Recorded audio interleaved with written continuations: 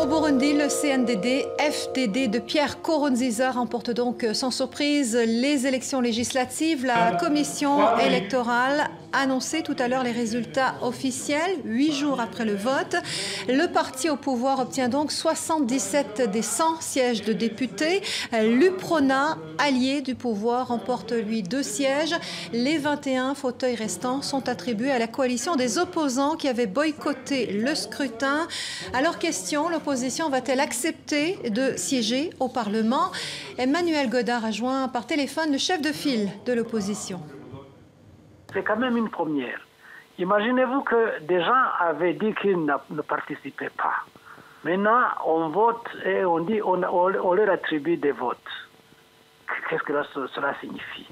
La CENI, pris de courrier au gouvernement, ont décidé plutôt de distribuer, comme ils le voulaient, quelques voix à des gens qui n'avaient même pas participé à ce scrutin, afin de pouvoir essayer de le crédibiliser.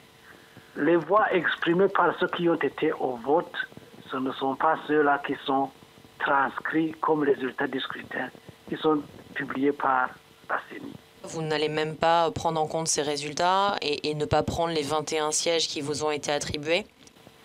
Ce qu'il faut, c'est que l'on discute de cela.